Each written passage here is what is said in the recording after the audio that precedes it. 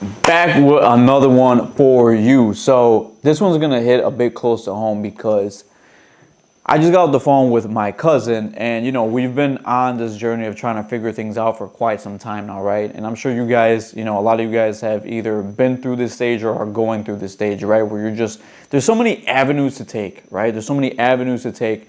There's so many things to do. Sometimes it could be overwhelming, and so it's like first you got to figure out like which route to take first, and then next is just like, well, how could I be successful at this thing? And then you practice, and then you don't see results, so you stop, and so we were just having a heart-to-heart conversation, and the big thing is like when I first got into high-ticket sales, I got into it because for one, I have a passion for creating content, right? Like I genuinely enjoy making content. I genuinely enjoy helping people. Let me just fix this.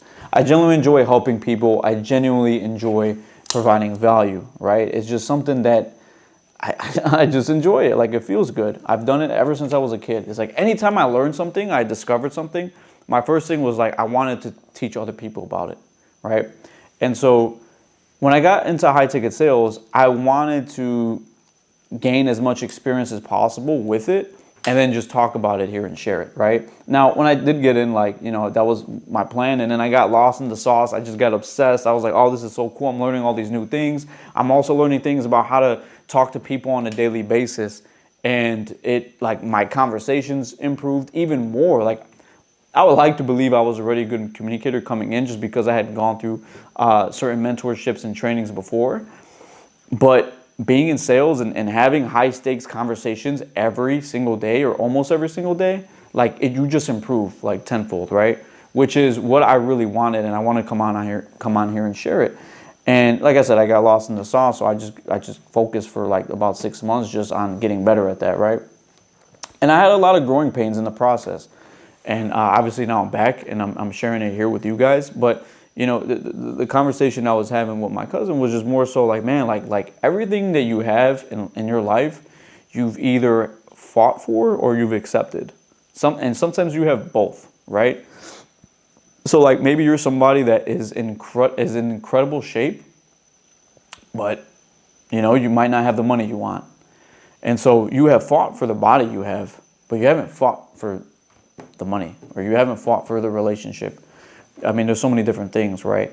And so you've accepted those terms. You've accepted, the current job you have, or maybe even the current lack of a job that you've had. You haven't fought hard enough for it, but life will give it to you if you do fight. That's the one thing, right? And so a lot of it too is just trusting the process that needs to occur in order to attain it. And there's another conversation I had, a great conversation I had earlier today with the other gentleman that I closed with. But I was saying, I don't expect for my videos to take off like tomorrow, next week, or a month from now. But I just to give an example, if I were to make one video every single day for 365 days, I could make one video every day for 365 days and not see a single penny, right? Barely get any views, whatever. But I can make a video the 366th day, and that video could go viral, and all my other videos will blow up along with it. Like I've made content viral before on TikTok, and that's literally what happens. You make one video, hit 1 million views, and then now all your other views start getting thousands and thousands and thousands of views, and it's like people then fall through the pipeline. It's such a beautiful thing. It's such a beautiful thing. Right? And it just goes to show you have to trust the process. Like when you plant, if you have a garden, right, and you plant whatever fruits and vegetables in the garden, you just take care of the garden, and you trust the garden's gonna provide you with the fruit and with the vegetables, right? So long as you're a good gardener and take care of it, those things will come. You do have to put the work in every day. You have to take care of the soil and whatnot. I mean, I don't know what goes into to gardening. I'm not a gardener, but it's just there's a process to it, and you just have to trust that. And that's literally what we were made to do. At least that's my belief.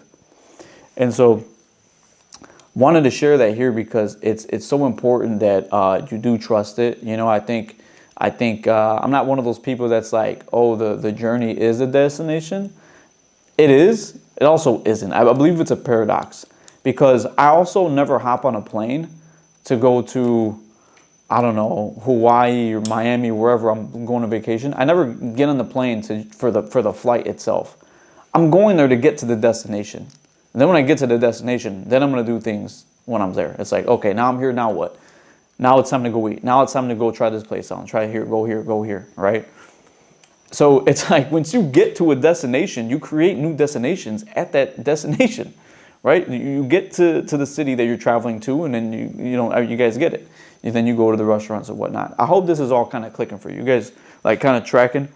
And so that's the big thing, is you always have to have, well, for one, destinations that you need to go to, right? I mean, some people like going with the flow, which is nothing wrong with that either. So sometimes you might just get somewhere. I'm like, I'm going to see what I'm going to do when I get there. I think direction does help, though, knowing what you're going to do once you do arrive.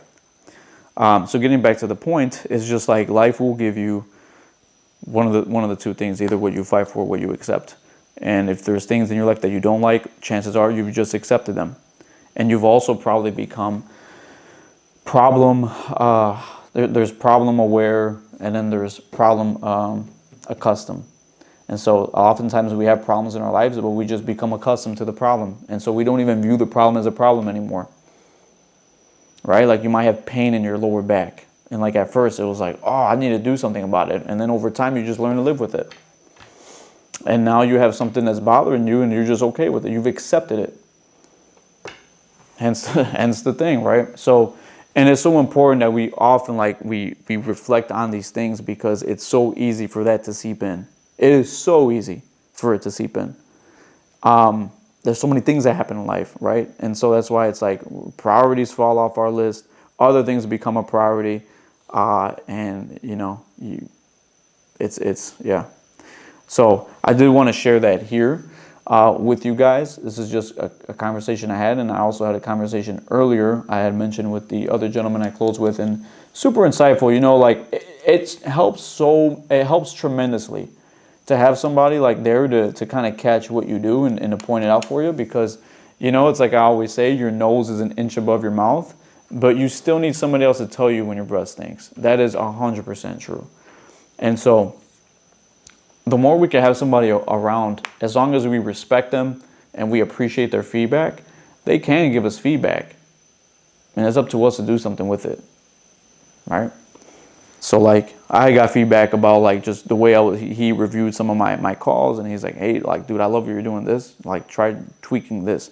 And it was funny because the things that he addressed, like I already knew were happening. I already knew what was happening. I just couldn't point it out. Like I felt it. I just couldn't like find. I don't know. I couldn't say exactly what it was that I felt. Right. So for example, I felt that on certain calls, not all calls, but certain calls with a certain type of personality, I was not able to dive deeper with them on like what it was that they were trying to solve, right?